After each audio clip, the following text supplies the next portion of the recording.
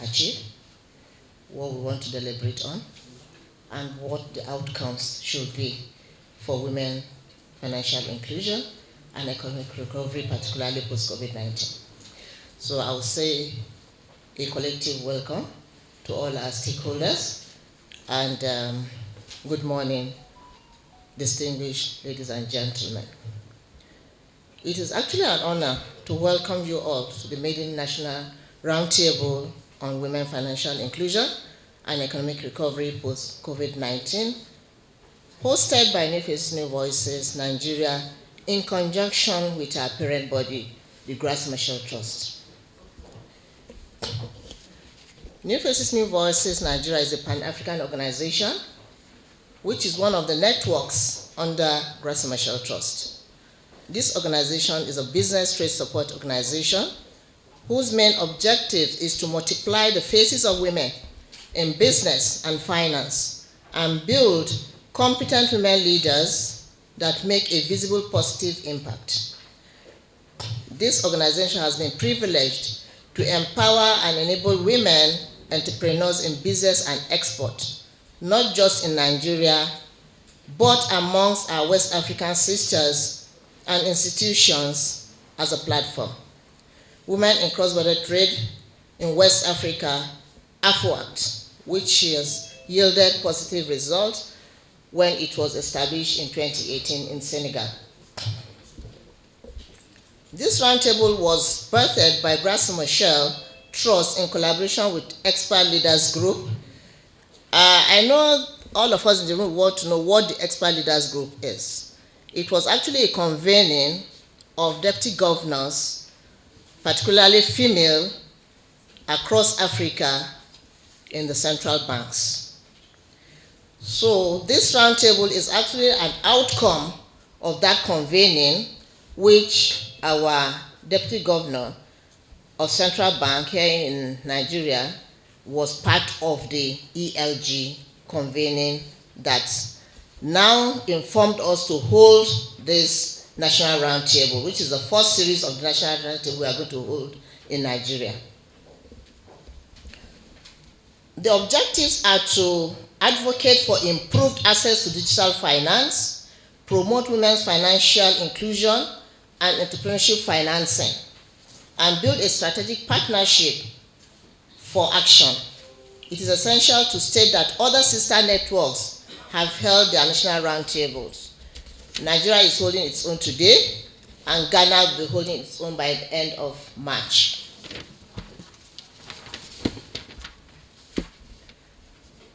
The National Roundtable has come even more crucial and expedient because of the strategic repositioning of nations worldwide, including Nigeria, to recover from the devastating effects of COVID-19 pandemic. We are all aware of economic and social disruptions that have affected business enterprises, particularly women-owned businesses.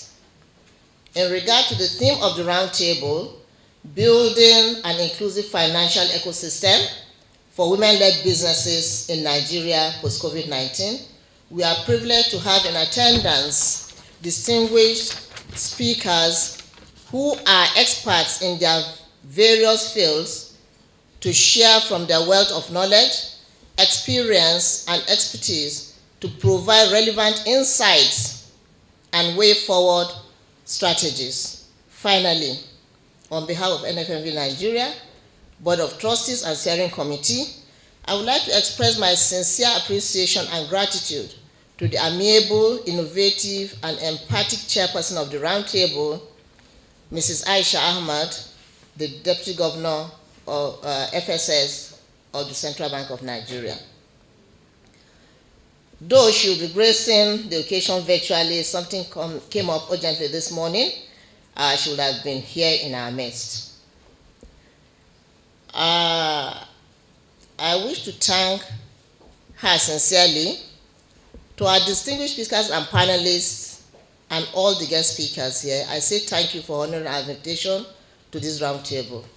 Also, I would like to appreciate my dear sister Cecilia Akitumode, who would have loved to be here with us, a member of the Board of Trustees of NFNV-NIGERIA, who is unable to join us. She recently joined EcoBank Transnational Incorporated in Lomé and was going to share the EcoBank experience. However, it gladdens my heart that Mrs. Carol Oyedeji, a highly respected and seasoned banker, will be presenting an inclusive finance, a catalyst for economic empowerment of female entrepreneurs. Thank you.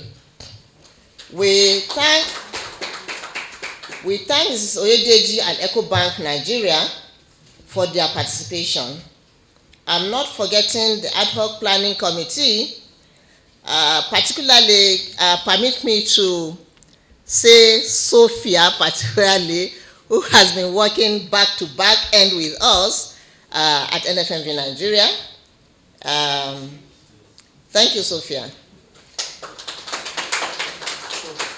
And my team, who are very tireless, I thank you as well. Last but not the least, our guests and participants present here in this room and virtual. You are all the round table. You know what that statement means. You are all the round table.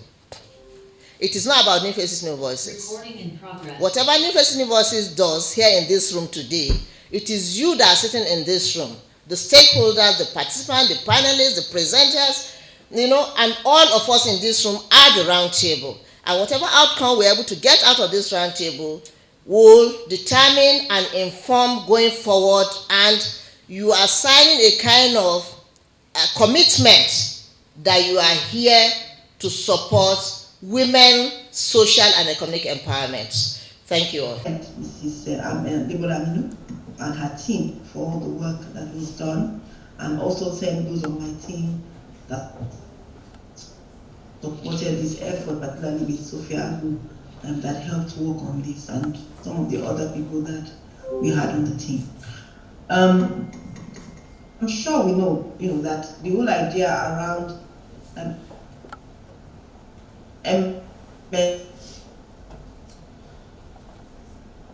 SMEs, the small businesses are very critical barometer for the health of the, and so that makes this. We are employing almost 60 million individuals. Over 70% of the MSME business owners were aged between 26 and 50 years. So the productive part of the base plates around 51 to 48%. Not too bad. Not quite equal, but not too bad.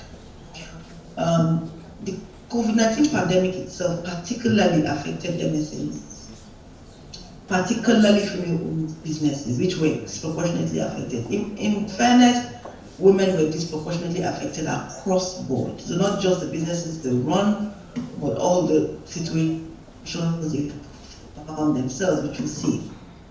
A UN study highlighted some of the early findings of the impact of the pandemic we're talking about. So the economic impact, yes, in developing economies, the vast majority of women's employment was in the informal sector, and we all know what happened to the informal sector when we had to have the lockdowns. Women experienced higher job cuts, higher layoffs, and limited access to social protection due to the increased care demands at home. So whilst we're trying to make these changes, around getting a more inclusive, a more equal world, the truth is that in terms of the culture and the expectation, it is still of women as primary caregivers. And we found that they had to revert into that role during the pandemic. The health impacts were also quite visible. Around the world, women make up about 70% of the workforce in the health sector. And we know what happened to healthcare workers. They were more exposed to the virus during the pandemic. We also saw an increased level of gender-based violence. Violence against women increased at an unprecedented rate. Studies in 2021 showed that 33% of women were either subjected to physical and sexual violence during this period. These statistics, coupled with the findings from several research reports that the economic response to the pandemic are properly tailored and are inclusive for economic growth and development. Globally, only about 28.2% of women are represented across managerial and leadership positions. So there's a huge gender gap in leadership as a position. Inclusive and gender business survival, revival and inclusive growth.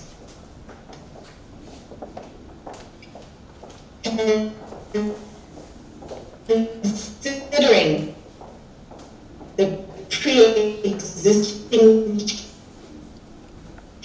challenges of the convening, the roundtables are part and parcel of the interventions established by the Expert Leaders Group Plan of Action as part of our evidence building towards garnering and developing commitment to support gender lens investing towards women entrepreneurs. So, as we proceed with our deliberations today, on behalf of the CEO, I will leave you with the rallying call to action and to quote our founder, Mrs. Percentage points in financial access between men and women in Nigeria specifically. And that really has barely changed since IFINA began measuring financial inclusion in 2008. So we see that not only do we have a gap, but we really, although financial inclusion in Nigeria has been growing incrementally since we began measuring, we're really not moving the needle in terms of equality, in terms of access to financial services. So that's part of why IFINA is so strongly focused on this, and why we partner with many organizations, including some here, to really try to drive women's financial inclusion in Nigeria. Thank you very much for this opportunity. I will deliver the Director General's paper. Now, understanding the MSME ecosystem in Nigeria, that's just like a wide scope for me to just give a rundown of who the MSMEs are, what affects them, and what is being done for their growth and development in Nigeria. But because of the short time allocated to me, I may not just go through everything. And also, some of the things I would also have loved to say have already been said by Ms. Ashley, and then the Deputy Governor of CBN. Now, let me define MSMEs. The nano, micro, small, and medium enterprises and MSMEs are a very heterogeneous group. MSMEs are found in a wide array of business activities, ranging from the single artisan producing agricultural implement for the village market, the woman roasting corn or plantain by the roadside, the internet cafe in a small town, to a small sophisticated engineering or software firm selling overseas markets, and a medium-sized water production plant producing both sachet and bottled water, a carpenter producing desks and chairs for the local school. The owners may or may not be poor. The firms operate in very different markets: urban, rural, local, national, regional, and international. They embody different levels of skill, capital, sophistication, and growth orientation, and may be in the formal or informal economy. Majority of MSMEs in Nigeria are family-owned, have a low capital base, are located in urban and semi-urban areas, and are largely informal. They are structured across various economic sectors or activities: agriculture, wholesale or retail trade, transportation, services, manufacturing, arts, entertainment and recreation, information and communication technology, mining, quarrying, education, and so many others. Statistical definition of MSMEs varies by country and is usually based on the number of employees and value of assets and/or sales and value of assets. Due to its ease of collection, the most commonly used variable is the number of employees. In Nigeria, MSMEs are defined based on the number of employees and turnover. The reviewed 2021 to 2025 National Policy on MSMEs developed by the Agency for the Growth of the MSME subsector in Nigeria classifies MSMEs into 4 categories. The first is nano enterprises with employment of 1 to 2 persons, or what we call the homestead, turnover of less than 3 million naira. Micro enterprises are those with employment of between 3 to 9 persons, turnover of between 3 million to 25 million naira. Small enterprises with employment of 10 to 49 persons, turnover of over 25 million naira but less than 100 million naira. Then we also have the medium enterprise, which is the largest of the classification, with employment of between 50 to 199 persons, turnover of over 100 million naira but less than 1 billion naira. Now, what are the role of MSMEs in economic development, the Nigerian outlook? There is a growing recognition of the important role micro, small, and medium enterprises play in economic development. They play a pivotal role through several pathways that go beyond job creation. They are growth supporting sectors that are not only contributing significantly to improve living standard, but also bring substantial local capital formation and are responsible for driving innovation and competition in developing economies. Governments at all levels have undertaken initiatives to promote the growth and development of MSMEs. The general perspective is that MSMEs are seen as accelerating the attainment of broad socio-economic objectives, including poverty reduction, employment generation, wealth creation, among others. According to the United Nations Industrial Development Organization, UNIDO, SMEs have a significant role to play in economic development. They form the backbone of the private sector. They make up over 90% of enterprises in the world and account for 50 to 60% of employment. Now, the 2020 National MSME Survey report that has already been mentioned by the speakers, that is the survey that was carried out by National Bureau of Statistics and SMIDA. We present some figures that have shown a significant shrink in the total number of NMSMEs in Nigeria. The 2020 report has it that MSMEs are 39,654,385. That is a reduction in what obtained in the previous survey that had MSMEs being 41.6 million enterprises in Nigeria, approximately, and a decrease by about 3.5 in NMSMEs' contributions to gross domestic product. However, the 2020 survey reported an increase of about 3.7 in subsectors' contribution to employment in Nigeria. The summary is as follows. Total number of NMSMEs are 39,654,385. Then the total number of nano and micro enterprises, two of them are lumped together. There are 38,413,420 nano and micro enterprises in Nigeria, which represent 96.9% of the total MSMEs in Nigeria. The total number of small and medium enterprises, that's the bigger two, are 1,240,965 enterprises, representing 3.1% of the total MSMEs in Nigeria. Then the contribution to employment is 87.9%. Contribution to GDP is 46.31%. Contribution to export is 6.21%.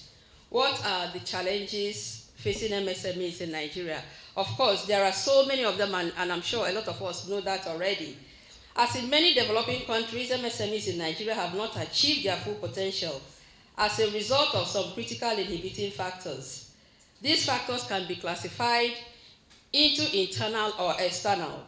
The exogenous issues are those imposed by external circumstances and institutional deficiencies, while the endogenous, that is internal issues, are typically human-related and are mostly brought about by lack of depth, knowledge, and expertise of participants in the sector.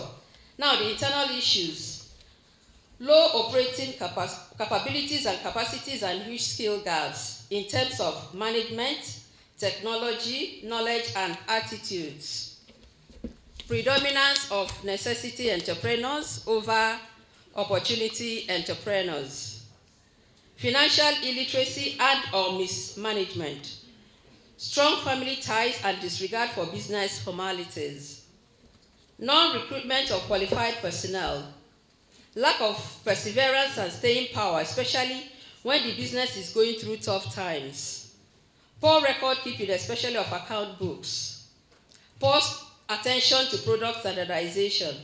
Low adoption of ICT, e-commerce, and or e-payment options. Lack of exit and succession plan. Then the external issues are the weak infrastructure, especially in terms of power, transportation, and workspace. And I believe everyone here, we are not finding it funny with lights.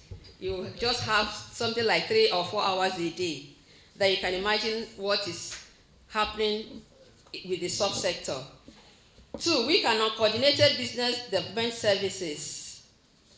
Poor access to vital resources, especially finance. Weak institutional framework for generating and disseminating pertinent, structured, current, and accurate business information. Fiscal disincentives manifesting largely in multiple taxation. Weak access to inputs and product markets. Unfair competition with dumped product substitutes. If the MSME sector is able to surmount these issues constraining its growth and development, it will be better positioned to contribute significantly to the GDP. Now I'm just going to go through some of the government efforts at developing the MSME subsector. In view of the challenges confronting MSMEs in Nigeria, and in recognition of the numerous prospects of MSMEs and the need to encourage the growth of entrepreneurs and enterprises in Nigeria, successive administrations have over the years employed monetary, fiscal, trade, and industrial policy measures at the macro level to develop the MSME subsector. Now, some of these measures, well, they've already been mentioned earlier by the Deputy Governor CBN.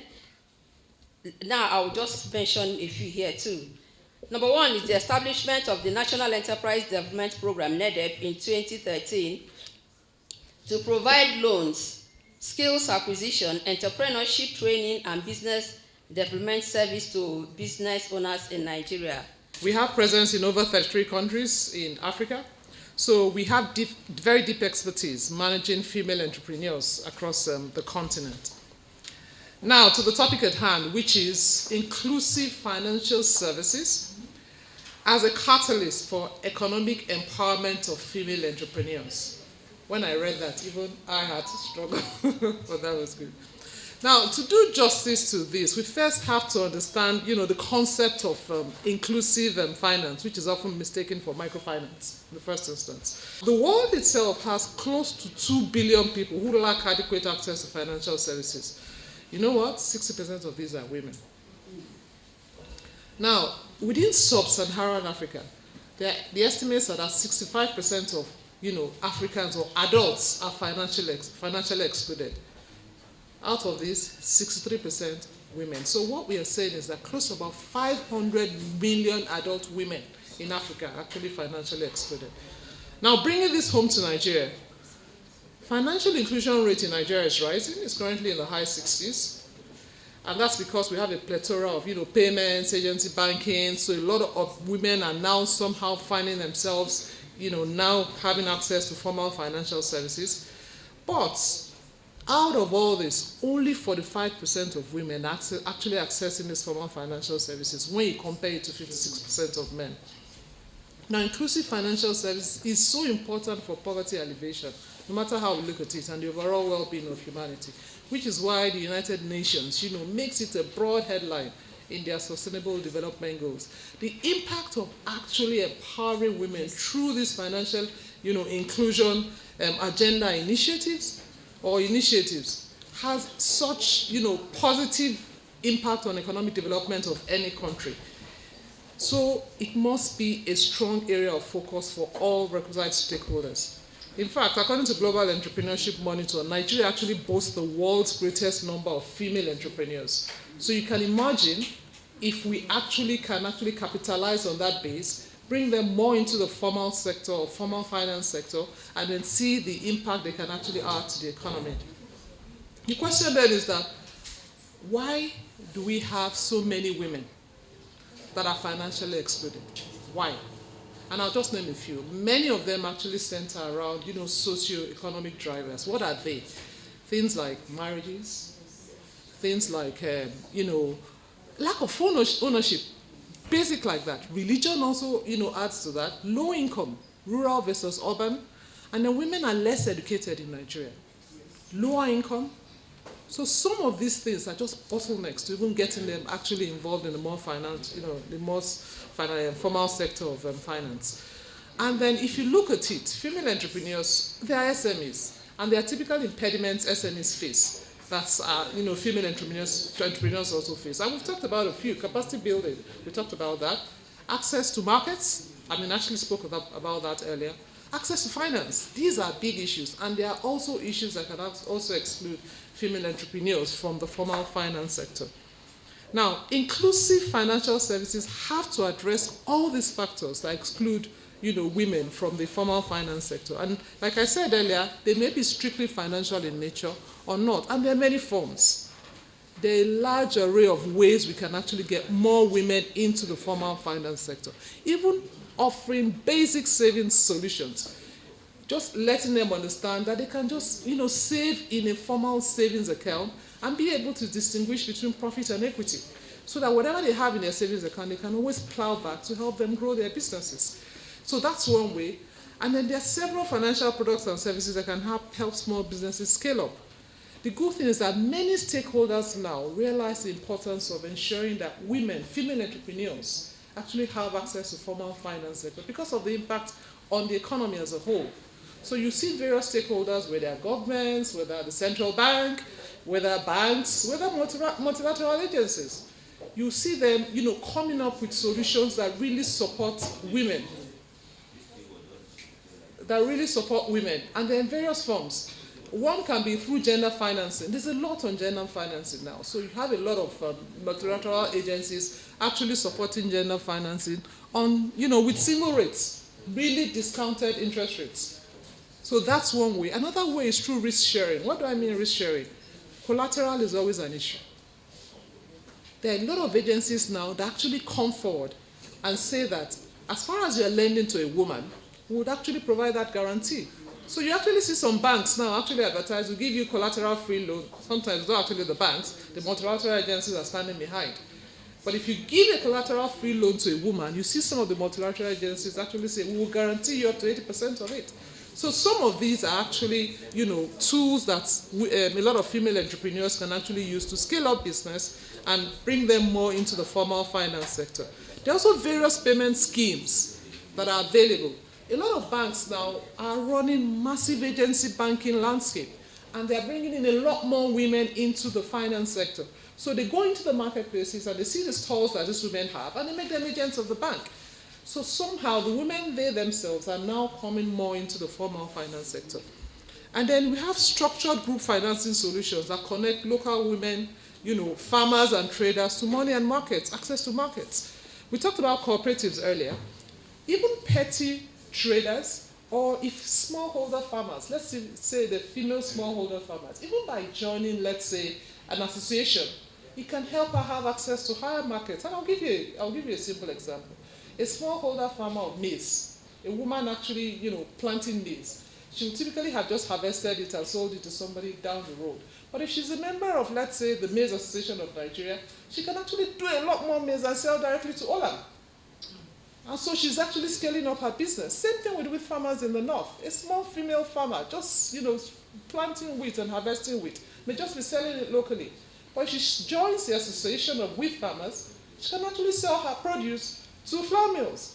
So those are the ways that some of these, female entrepreneurs can begin to have access to the more formal finance sector, and then having, knowledge about how they can potentially scale up their businesses and do a lot more. Ashley mentioned something like Isusu before. Even joining basic cooperative societies, those are little ways of gradually inching into the formal finance sector. Because if you sit on your own and you don't have that level of exposure as to how much more opportunity actually, exists out there, then you just remain in a cocoon, just living a subsistence life while doing your business. Now, inclusive financial services can also be non-financial in nature. A lot of what I've spoken to, it depends on how exposed you are, how knowledgeable you are. So training is also part of inclusive financial service, no matter how you look at it, capacity building, because it's giving them exposure to how much more they can do or how much more they can grow, and that's ultimate impact in the general economy. Now, financial services inclusion is a key factor to financial independence and empowerment for women. It's so important. Why? It helps their self-esteem. They become more confident. They are more capable of making more informed decisions. They run their finances more effectively. That, of course, we have developed our programs and our schemes to support what the government is doing. And we do that in collaboration with the different government agencies and departments. Now, issue of the interventions is actually, I retweak the topic because it's intervention programs, not interventions programs and policies.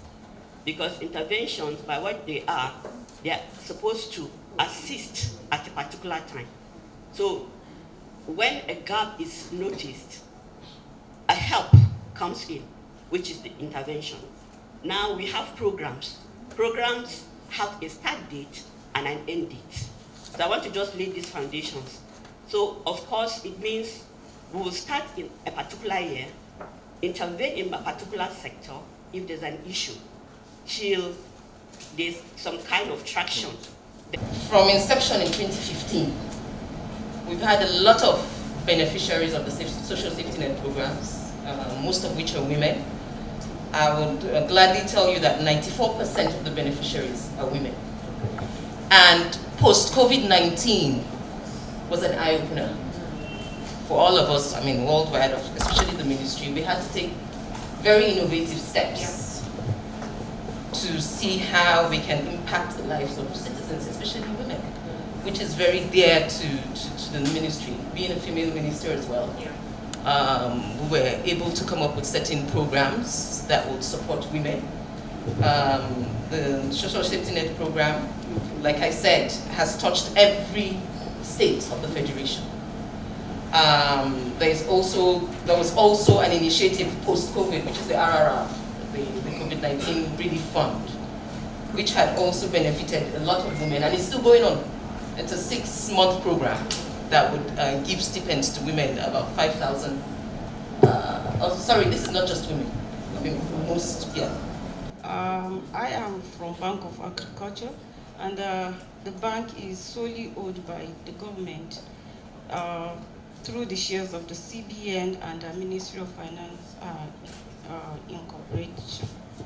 The mandate is to provide credit services to the rural and non-rural populace. During the COVID, it's affected. In Bank of Agric, we have so many loan products for our women, and most of the sizable loan amount of our loan portfolio goes to the women.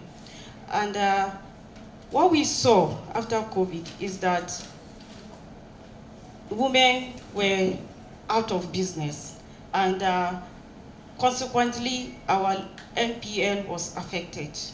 So what we did there is that we for some of them, that we saw that if we inject little money into them, they will come back. What we did that was we injected little funds to their business, and we gave them a longer repayment period so that they will now stabilize, sustain their business, and also pay our loans comfortably. Coming to your questions, how do we deploy? We are government bank, and just like my sister in Sweden said, our problem is funding. If we applied to Central Bank of Nigeria under this their targeted credit facility under the COVID, but we were denied. We didn't. So what I would say that government should, yes. We'll get a response. You never know. We were denied. We were not given because we applied for it in order to give our customers, but they didn't approve it for us. We wrote and nothing.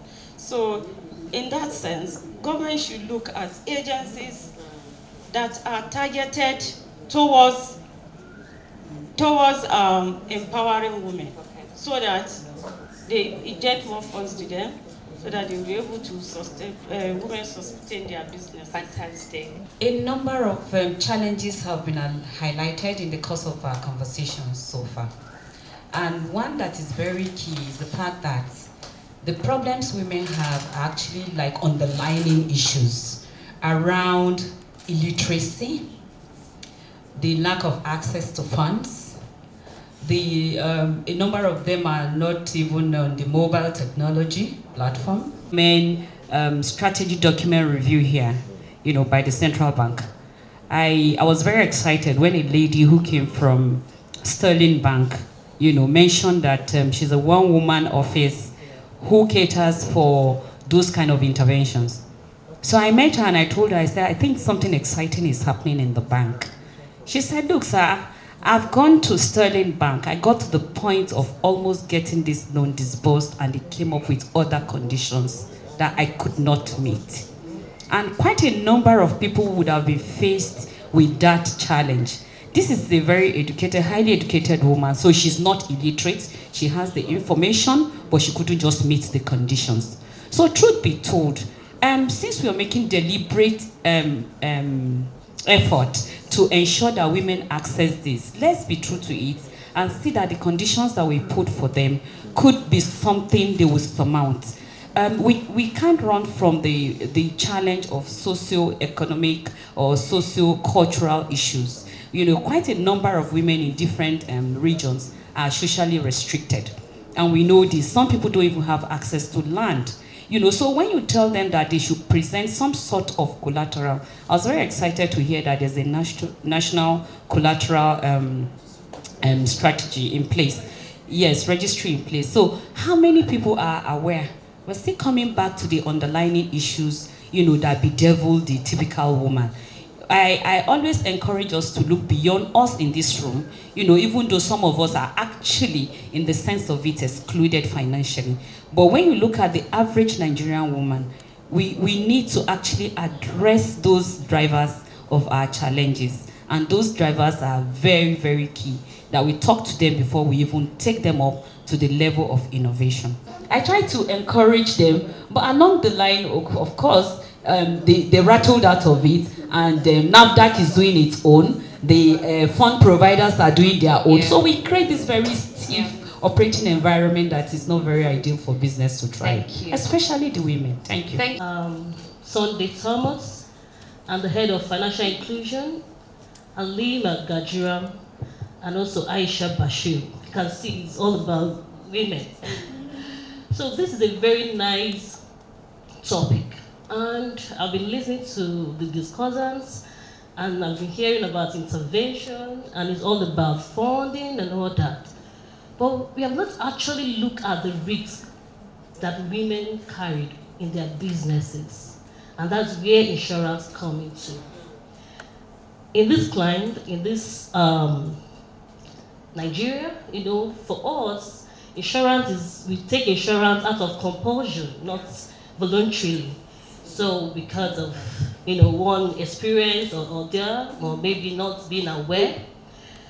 So basically, to your question on what the National Insurance Commission is doing, we have what we call microinsurance.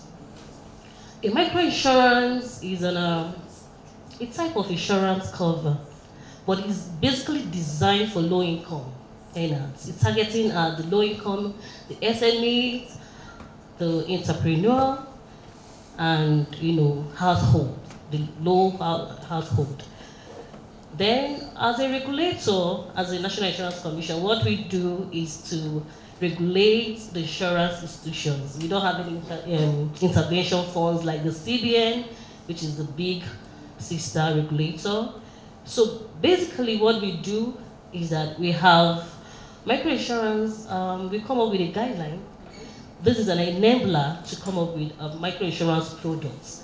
So we have partnered with GIZ, we are a FINA, to come up with this guideline. Actually, the guideline was a little because everybody is learning. When it comes to conventional insurance, it takes a lot. Then when it comes to micro, you have to look at the accessibility, the premium, the platform, and all that. So we have to look at the regulation over and over and over to get it right.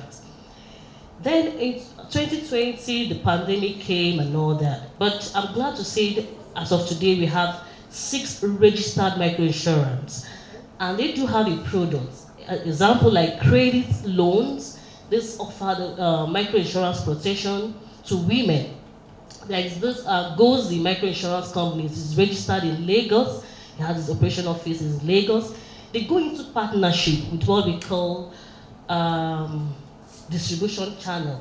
These distribution channels are informal sectors that we formalize through the service level agreement. For example, the trade women associations, the NGOs. So these companies, get access to these informal sectors. So GOZI has SLA that is to enable them distribute their products. For example, the micro protection that has to do with the credit aspects.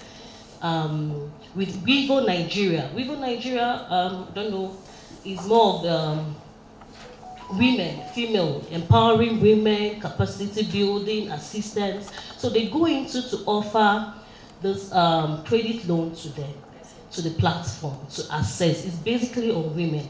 And the product they offer to them is credit life. This credit life has to cover in the terms of the loan they have borrowed, in terms of like maybe there is a fire outbreak to their business, accident on their way to get the business, though they are unable to pay the outstanding loans. So requesting for utility bills, as a form of ID. Clearly we need to be thinking a bit differently when it comes to women because there are indeed peculiarities. The other thing we see a lot is the guarantor requirements, where women are required to go and find somebody else of financial standing to come and stand in the gap. We all know that culturally, in many of our communities and societies, it's just not possible to do so. And of course, a lack of basic bookkeeping skills to enable you build a track record and present a credible business case, which probably was the case with the lady who applied to Sterling Bank and had her facility turned down, or rather asked to bring more information. So therefore, while it would be unfair to say that women are being intentionally excluded, the evidential outcomes and economic impact clearly point to a devastating dislocation. And let's pause to consider some of these outcomes. Women being deprived of the opportunity to maximize their incomes, to create jobs for youths, as we heard earlier, and other women, and to participate in the political process through financial support for credible candidates and causes. One of the things that we don't realize is that to make a real change in politics, you need to have money. You need to be able to back candidates. You need to be able to put your money where your mouth is. And if we don't create and own capital, how can we therefore expect to make any changes? The key, therefore, to making the difference is partnership and collaboration. The Nigerian financial ecosystem is broad. There are a number of providers. Fintechs, FIs, non-bank FIs, and they all play a key role. To start with, as I said earlier, we need to develop unique women-friendly financial products. And I'm not talking about dumbing down products. It's just understanding that women are an interesting demographic and taking the time to understand them and to understand how your products can interface with them and how you can encourage them to take up the products. We also need regulatory support for women and targeted interventions through us scaling more women-led businesses. To reap the full benefits, financial services providers must collaborate and create structures that encourage risk sharing. We heard this earlier. And when I was talking to my dear auntie earlier, I did say to her that banks on their own cannot provide facilities at rates below what your investors would require. We're not non-profit organizations. So the only way really to create these types of interesting funding products, and I believe we heard, it might have been Carol when she talked about it earlier, is about risk participation with DFIs. The CBN is a fantastic organization and has partnered with a number of institutions. BOI continues to do so, DBN, and it's really through working through these types of structures that we can get products that work. Secondly, the collaboration needs to extend to the co-creation of business advisory and support services. I talked already earlier about capital not being the biggest issue. The biggest issue is actually business advisory and support. And so we need to think differently.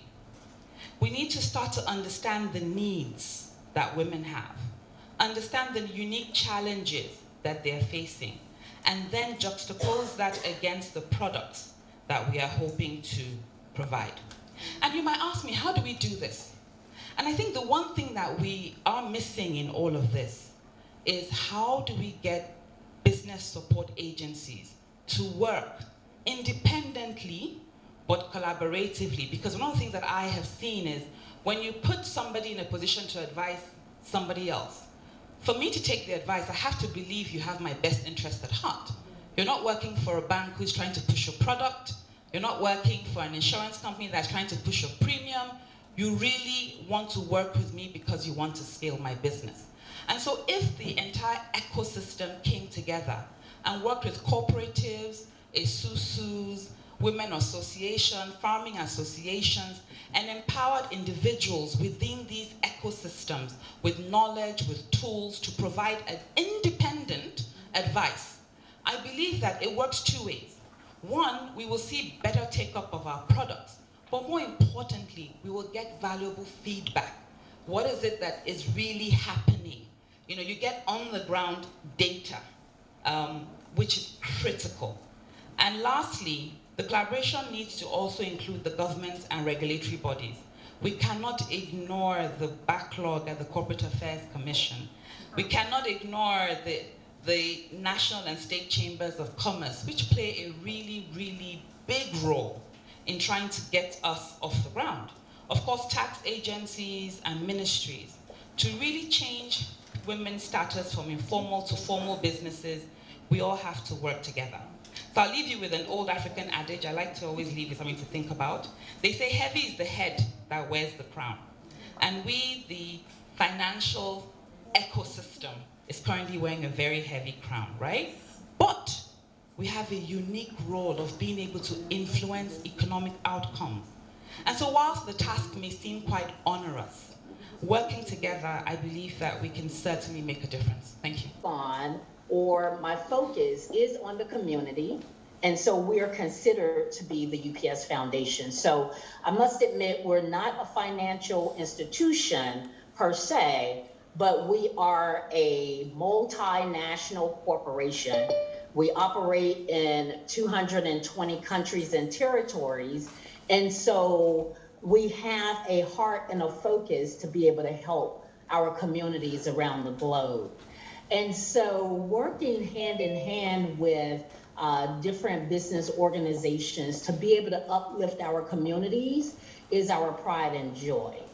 I'll give you one great example besides supporting NewFaces, NewVoices Nigeria. We have a partnership with Opportunity International. They are actually based in the USA, but they have banking offices around the globe. And so one of their offices in particular that sits in Uganda, as well as their office in Ghana, we have a partnership with them to be able to come in and uplift women entrepreneurs in the area of microfinance. And so that is the key partnership that we have that gives funding to women entrepreneurs who have been in business for at least 6 months. These are collateral-free loans, and is helping them, whether it's agribusiness, whether it's beauty supply, apparel, or whatnot, but it helps to lift them with their businesses to scale up and to be able to hire others.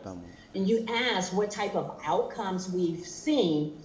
The program started literally 1 month before COVID-19 hit, rolled out the program in Uganda. Of course, COVID hit. We were nervous. We pretty much knew that we were not going to be able to help women entrepreneurs because everybody was on lockdown. A year later, by December 31st of 2021, Opportunity International Uganda had awarded over 1,000 loans to different women entrepreneurs within Uganda. And so when I say our, UPS, to our surprise, that was a huge victory, a huge win, considering the fact that the world was shut down in COVID. But yet we were still able to walk away with great success with just a year of the program being in existence. Thank you very much for celebrating your International Women's Days. Thank you. I don't really want to blame the last speaker. When she came, she ignored the men in the house. I think she's still in the mood of celebrating the Women's International Day. Having said that, I also want to use this opportunity to appreciate us for this meeting. The organizers, I think it is quite timely and it is a very wise thought.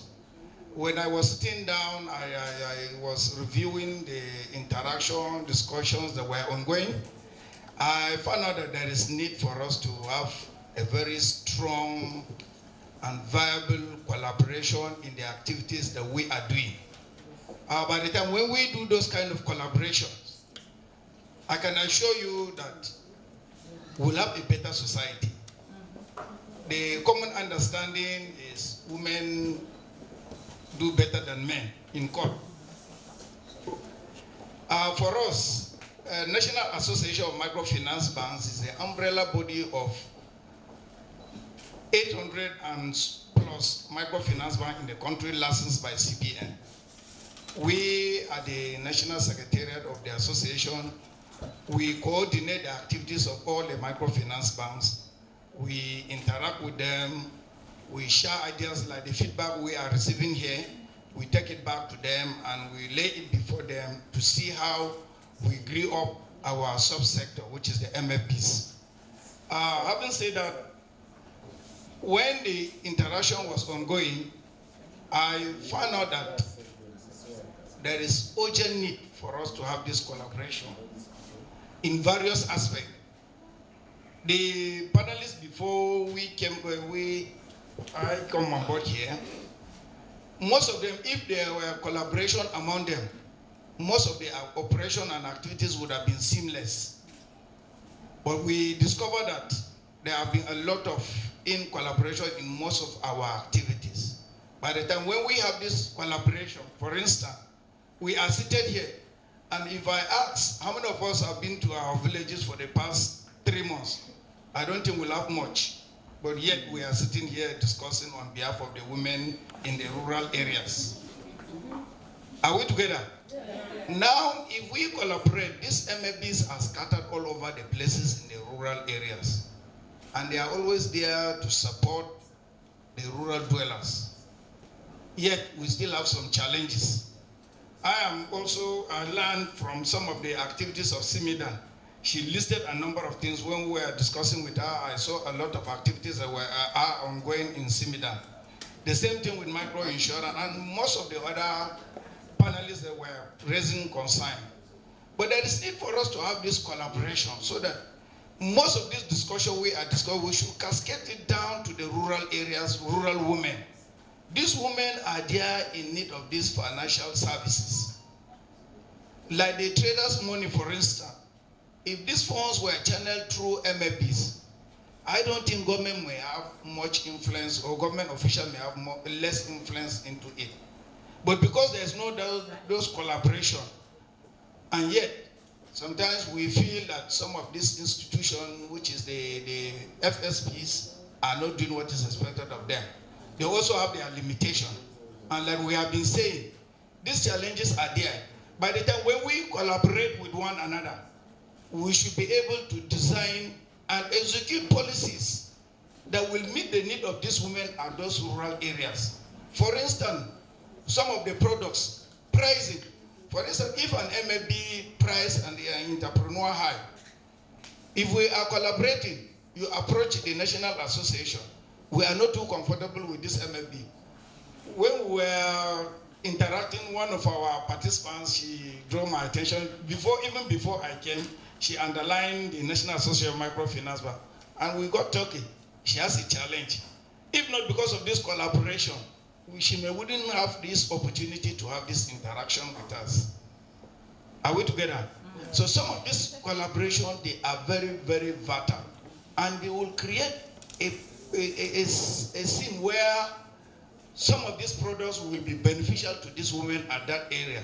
If any MFB, for instance, is charging high interest, you have with the collaboration, you talk to us, CBAN will be there. And by the time when we look at all those things, they iron out those things. We also look at the areas of business intelligence. Just like what we have been saying here, we have been learning a lot of things among ourselves here. And by the time when we cascade this down to our people in the rural areas, it will go a long way to help them. In fact, some of our women, they might have not heard of micro-insurance. Are we together? Mm-hmm. They might have not had a lot of other services that are ongoing in the urban areas. Most of these, as far as I'm concerned, some of us, we don't need some of these things that we are discussing. But I know that some of you are discussing this on behalf of those women at the rural areas. And I hope that at the end of it all, we should be able to take it down to those women in the rural areas. That will go a long way to help them. Another aspect I also want to look at is that with this collaboration, we will create a lot of opportunities for these women at those rural areas. In fact, I know, like for instance, in my MFB, I know of a woman that has been testifying that 5,000 naira, this ordinary 5,000 naira that I will just use in taking taxi to my office, that is a turning point in her life, because she was able to have access to this money.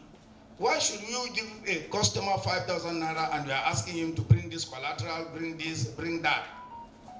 But if we have this collaboration, we should be able to provide those services to them. Are actually targeted at the banked segment as such.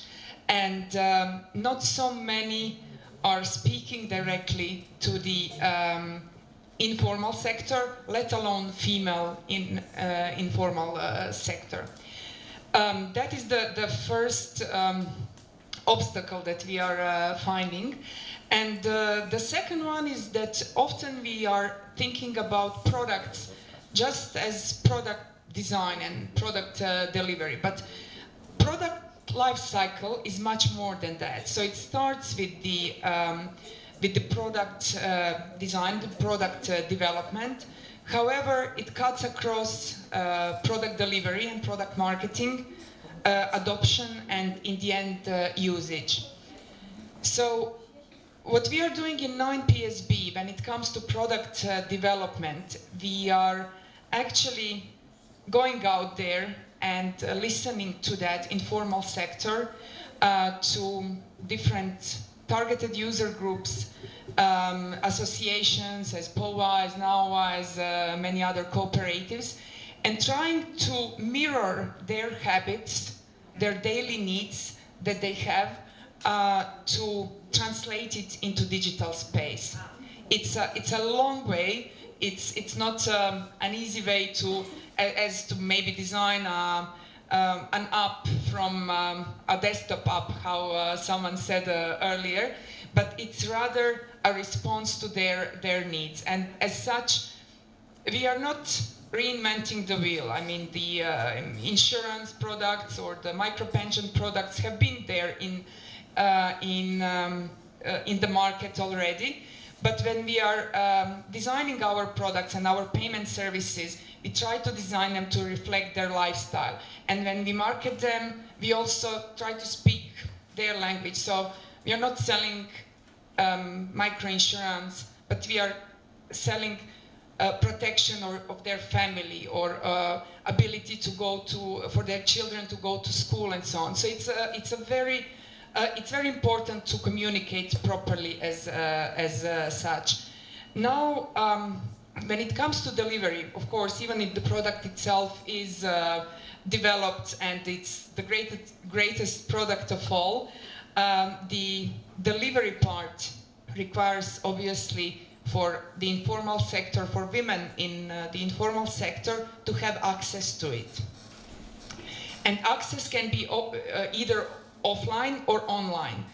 When it comes to offline access, it is of great importance to address the lack of, whether it's through USSD, if you are talking about feature phones, whether it's through the app, there is definitely a lot of policy issues and actions that could be done to lower maybe the cost of USSD for the first-time users for that, or to give a different policy-originated incentives for that to happen, with the final goal of financial inclusion. And then, as I mentioned, the adoption and usage, adoption severely depending on financial literacy, which we touched already and spoke about it quite extensively.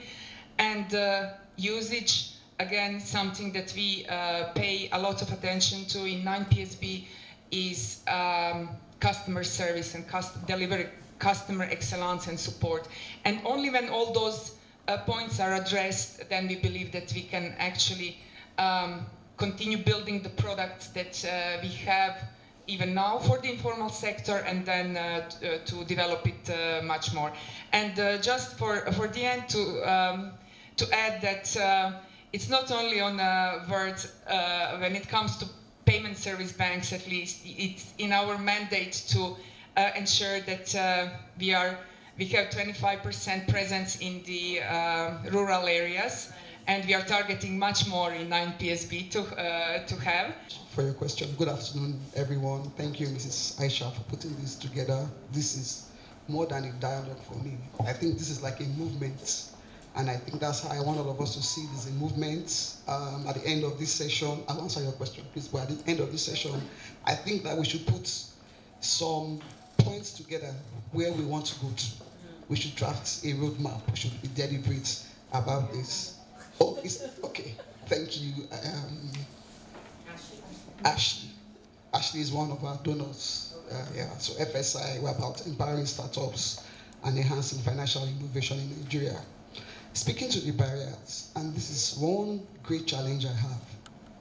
When CBN or any of the policymakers release any circular or policy, they don't think about every other aspect of the economy. They largely speak to the banks or the big players. And then we'll have to go back to the table. So let's talk about eNaira, for instance. eNaira was released, and the primary focus was just the commercial banks. They're back at the table now, considering the microfinance institutions, considering the mobile money operators. So I think that if we allow this to continue, these barriers will continue to hinder. Looking at the cultural and social barriers, and a lot has been said today in this room. We've talked about cultural issues and all of that. Just imagine the president of Nigeria saying, train a girl child. A statement coming from the presidency. That will cause a change. It will change the narrative in Nigeria. So these hindrances, to an extent, affect the adoption of fintech products or financial services. Bringing it home, COVID-19 was not didn't just have its downside, it was also a blessing. We saw the uptake of financial services products. The greatest challenge I see is the fragmentation in the value chain. And that's still a problem today. So I'm a trader, a micro trader, I sell my goods and services. I live on daily pay. And my suppliers are not integrated, right? So I have to go to a particular market. Distribution chain is largely cash. It's not digitized. And that's why they suffered a lot. So when the markets were closed, they could not act, they could not order for supplies. There was no channel, there was no platform. And everybody in this room should be looking at the value chain. How can the value chain be integrated? Additionally, we all are working in silos. I've heard of names I've never heard of before in this room. In fact, I've heard so much, I've learned so much just listening from the beginning of the session till now. So many initiatives, but working in silos. If we want these barriers not to hinder the proliferation of products or digital financial services, the uptake of digital financial services for female entrepreneurs, I think there's a need for everybody to work together. The third thing I would say is, it may sound unpopular, but I don't think the interventions should come only from government, if you ask me. I think that the private sector has a huge role to play. If you want to see things move forward, there has to be public-private partnership. It's very key, it's very important. If you want to see, Mr. Igbogun asked the question, are the women ready? And we said that we are ready. We need to set up a fund. It might just be 0.001% of what you have, but set up that fund. Now we are looking at the existing market structure. We are looking at the existing entrepreneurs that are excluded. What are those coming out of school? Women don't belong to, especially those of us in the rural area, in the informal sectors. So you see, we're already excluded. But from that, we're already excluded. And then we're also excluded because they're down in the rural sectors. We don't have what it takes probably to go to the bank and open accounts. Sometimes most of the banks will tell you they need permission of your husband to open accounts. So with the introduction of fintech now, you discover that all these barriers have been broken. We are glad that fintech is here. We are glad that women are participating because they have access to it. They are close to the people. They are close to the women down there. And this is removing the women from the informal sector to the formal sector because it creates access to finance. They can easily access finance due to their less stringent method. It's very easy to access funds from them. And I was surprised some months back. I went to a very, very remote village for burial. And lo and behold, I saw a POS. I was like, what do I do? I don't have cash. I forgot because, you know, once you're in the city, you're used to cashlessness. And I just go there and I was, wow, what do I do? How do I access funds? And they said, there's POS here. I'm telling you, it was a remote place and I could access funds. So you see, this is opening up to women. Because of some other services they provide, it's taking the women away from subsistence farming and making them become traders, business women. They can now trade. They even trade online. Some of them can give you their money they have saved and tell you to trade with it. So these are actually affecting the women from the informal sectors and increasing their capacity to acquire more funds, to access to funds, to access to education, and even access to the use of modern technology. Yes, we have been told here so many things here today that phones, women have phones, and most of our phones are actually not smartphones. That is true. But because of the knowledge that we are beginning to have down there, that this is the way to go, that even while we are there in the rural area, we can sell our tomatoes, we can sell our ewedu and our alefu online. The women are saving to get these phones and to be able to transact their business. It is surprising to know that women in the villages are now selling their products online. You go to market seller. I was coming from my place one of these days, some time back from Mina, and I said, let me buy yams on the road. And you won't believe it. It was through transfer I paid for those yams. to a local Gwari woman. So you see, it's bringing them out and it's giving them that self-confidence that they lack. Now they know they can take control of their finances, they can take control of even their children's education, because they know that once they invest in their children's education, the children will even come back to, in turn, to assist them. And they can make decisions about what to do with their funds. The men can no longer collect their savings from them. That risk is no longer there. So many things. Towards armchair banking, sit in your AC in Lagos and decide that this is what the woman in my village in Hadeja needs. We have gone to them and we have had conversations with them. So we created a financial inclusion version of Altmall called Fairmall. So Fairmall allows aggregation. So most people are aggregating towards selling to a larger off-taker. So we're not there yet. We're still working on it. But in a nutshell, that's the strategy. Thank you. What we are doing and what we can do is to serve as a channel for disbursement of those products of different other product developers and product and content owners. And I think indeed the suggestion that my fellow colleague speaker said that we should all actually engage and come together to discuss and to develop, to deliver those products as such. Thank you. Bank of Industry, most banks suffer. That's why they're not willing to give you facility to start up, because the repayment is always difficult. But if we have a properly fine-tuned framework that will involve all players, we all play our small roles and that we can close that gap.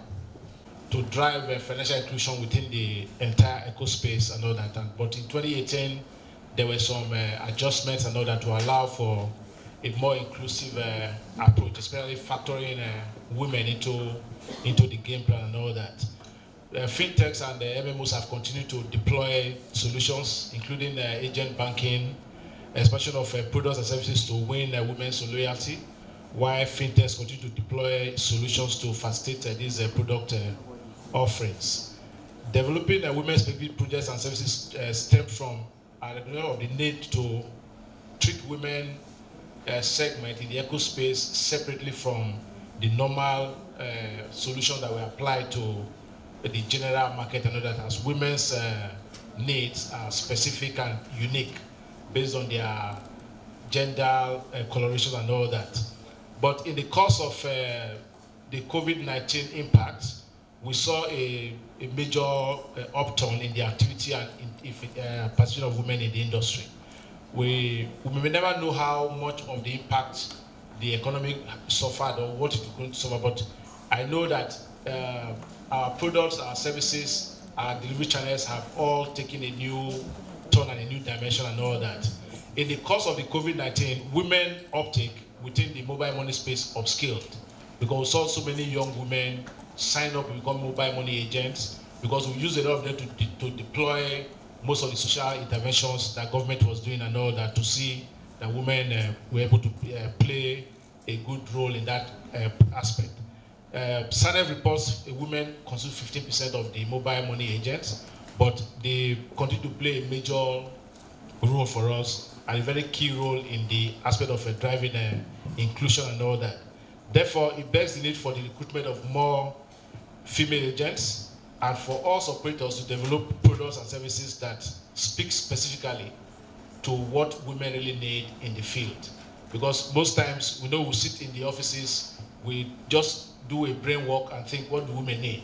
But it's better for us to interact and collaborate, for us to know more what can we do for women, especially those in the rural and semi-urban areas and all that. We need to ensure that they are fully engaged for them to contribute their quota into wealth creation. But then there are hidden challenges. Most of them have been mentioned here, why women cannot effectively play their role in this space. For women, DFS offers many advantages over traditional financial services. We have mentioned the ESUSU, their jaw and all that. Women are more depth in terms of financial management when you think of the traditional aspect and all that, as they have control over their finances and all that. But then we observe that women also face a major challenge.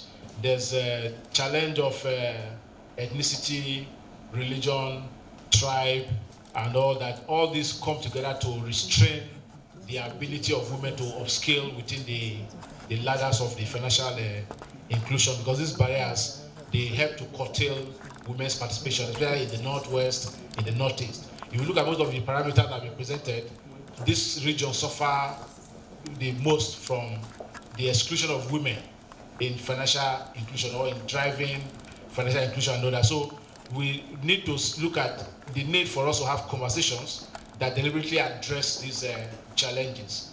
Everybody enjoys financial services, but we need to look at how do we specifically speak to those needs that women, especially those in the rural areas. We're not talking of women in the urban area, because you all have bank accounts, more than 5 or 10 bank accounts. We're thinking of those women in the hard-to-reach locations that need that small 5,000, 10,000 to put in their business to upscale their families' well-being and all that. So those are the areas that we need to focus on. If you look at the data that we presented by FINA, CBN, and all that, we say that women still constitute the highest percentage of those who are excluded from the financial circle. But these are the figures and all that. So I'm sure we have this from the FINA reports and all that. This was picked from there. You can see that the percentage of women that are not included is quite high and all that, especially within this northern and northeast region. Then women inclusion, we are looking at what is the flip side of advancing women inclusion into the financial circle. Women financial inclusion can create greater economic stability and prosperity for women, and even for the entire families, their communities. The women build assets more quickly and all that. They also enable the ability to respond to family needs and mitigate their risk. When a woman has access to, just as importantly, control of formal products, they can contribute their own to their well-being and also the well-being of their families. Women are more concerned about the future plan for their children. I am married, I have a wife. My wife is always more concerned at which school, let's go to this school. But me, as far as I'm concerned, as far as the child is going to school, that's the man's perspective. But women are more granular in driving those, so we need to pay a lot of attention to incorporating women into these schemes. A woman saves in a safe place. She saves for her children's education, her family health, and their better housing, building both security and prosperity. With greater security and prosperity, she gains greater economic empowerment. When the woman is free economically, she can direct the future direction of the family, especially those who live in the very rural and vulnerable sides of the economy. Women gender enhances economic efficiency and improves development outcomes. Women's buy into recent financial fintech innovation will be an enabling factor for the extension of financial services to the undeserved population, those that are within the hard-to-reach locations. Maybe there's what we call lady, woman, and all that, or a woman leader. If you go back home and say, I have this the fintech solution, so many of your followers want to follow you and do the same thing and all that. We need to encourage and drive industry stakeholders collaboration. There's need for synergy to drive reach, coverage, and enable timely closure of existing gaps. We need a handshake between regulators of mobile money providers, fintech, and even also the telcos. Because if I want to deploy a solution to a location where there's no network, for instance, it will just only be on paper. It will not achieve the desired end state. So we need to have a collaborative approach. So all regulators must all come together to do a handshake. So delivery becomes easy for us, because I am profit-oriented. I will not deploy my solution to where I will not make profit. So there's need for my regulator to encourage me, along with others who I play in the field with, to drive my service so I will be able to capture this market and make a return for my shareholders. We need to also entrench more interactive and inclusive regulatory framework and all that.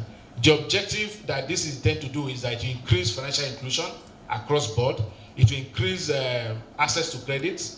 We've talked of several forms of credit, but I think the microcredit window is more appropriate for the women we intend to target by this engagement. Because the women we are targeting are not women that dwell in urban centers, but women in rural and hard-to-reach locations. So there's need to factor how do we deliver microcredit to these women. When I say macro, we are talking of women that need just 10, 20,000 to upscale their business. A woman that sells tomatoes and pepper does not need $1 million to do business. 5,000 naira will buy a basket of tomatoes. You know that, yeah. Yes. Yes. Not now. Okay, the women are talking. The women are talking now. we also know that it will increase the employment generation, because both for the women folk and also for youths, especially in rural areas, if a woman has an acre of farmland, for instance, farming fruits, vegetables, she can engage extra hands. That creates more labor force in the market and take people out of crime and all that. It will increase output and income for the women. It also increase the demand for financial services, because operators and providers will now be challenged to deliver more acceptable products that will answer to the true needs of the women, not just desktop projects or products. We need to visit the market to know what exactly the women need to be able to fashion our products and all that.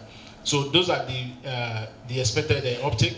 For government, we expect that government should work on removing barriers to, especially loans and grants infrastructure for MMOs and agents. This is critical to business expansion. Eat with them. And eating with them made them feel, thank you. So food goes a long way. And there are places that people have gone to that without even able to, they're like, no, I don't want to eat your food. It's not looking nice. It's, And once you show that, you already cut. Yes, there's already that barrier. So yes, when we look at barriers, we have to find ways of breaking those things down. And it does go a long way. But thank you very much. Yes, we can. We are ready to do all that is necessary. It's how do we put to use for the benefit of greater number of women, Nigerian women and girls, the massive information we received today. How do we put it to use?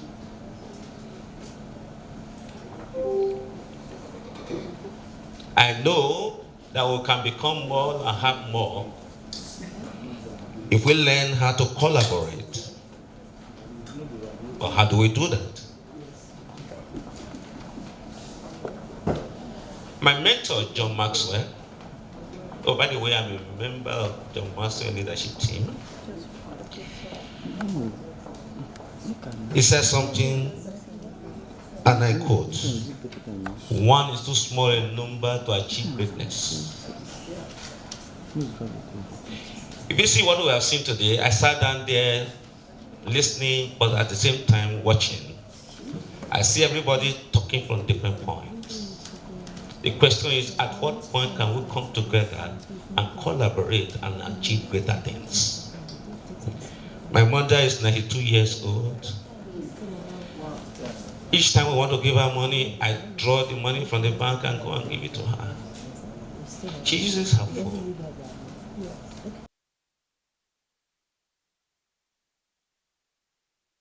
An outcome from this roundtable is to engage more stakeholders and then expand, the role of women, particularly in accessing finance and access to market, to build up and expand their activities.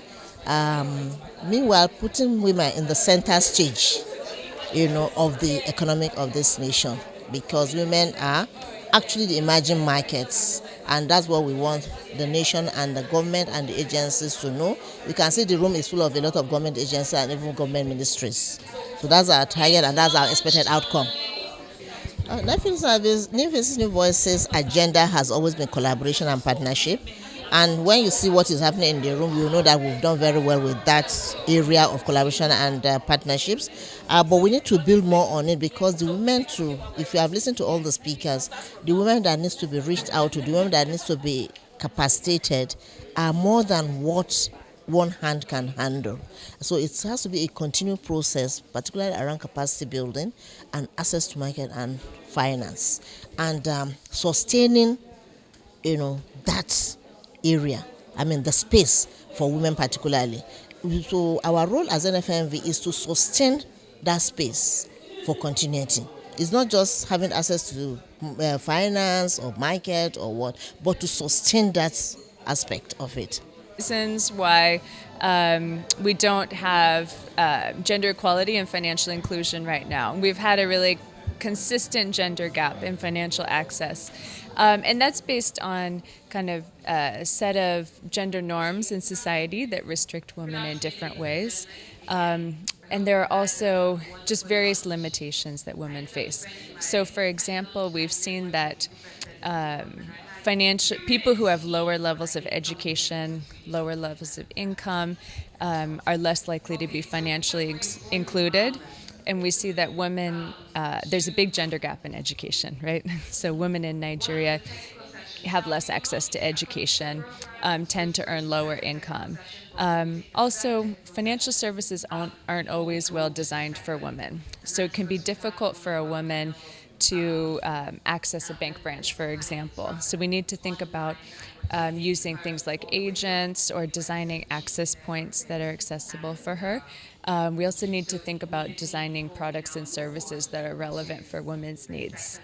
Yeah, digital financial services and technology is really important in closing the gender gap in financial access.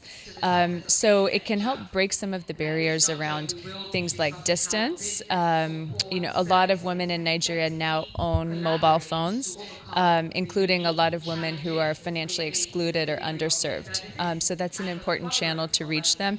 Again, we have to design those digital services in a women-centric way. But that's definitely something doable, and what we've seen that digital financial services have been key to driving financial inclusion as well as women's financial inclusion globally.